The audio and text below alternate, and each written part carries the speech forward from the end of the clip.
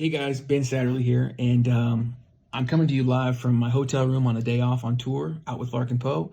And I've been using the T9 In-Ear monitors for the last month or so on the road, and I wanted to give you an honest review of them. So here they are. Here's the box. Not really that important. So one of the most important things I always look for in in-ears is quality of sound. Affordability is also a huge deterrent for a lot of people, and thankfully for you and for me, these are really, really affordable, guys. In like the 200 range in the States, which is awesome when you think of like the clarity that you're getting from them.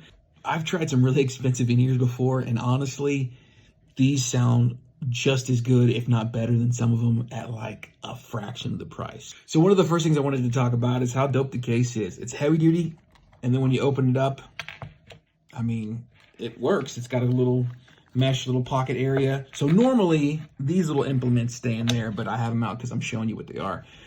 I cannot tell you how many freaking times I've had to search down for an 1/8 to 1/4 adapter just to use my in-ears. So they come with this. So there you go right there. And also, secret time, I get a lot of in-ear like wax buildup because I'm sweating and I'm playing these 90-minute shows. So having a cleaner included is really, really nice. It's got a heavy duty bristles on one side, and then this little scraple doodle thingy, bobber, scraple, whatever, included as well. Helps them keep them nice and clean. So thank you for that. Okay, so another thing that come with is a plethora of different in-ear buds in order for them to fit into your ears. Now, the biggest difference between these and the mold ones is that, like I said, they're way more affordable, but also there's different sizes that allow you to find the perfect fit for your ears.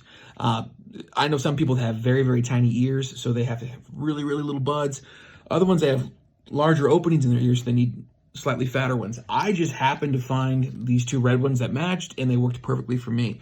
I've played 20 shows or something like that in the last month, and I've had zero issues with them falling out, which is really, really important. I know people with in-ear molds that they still come out, so no complaints there.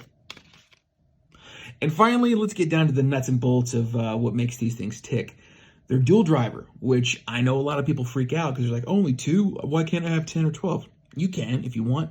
I personally don't really see the need to have that many drivers, especially when I only really focus on lows and mids anyways, and thankfully these suckers deliver.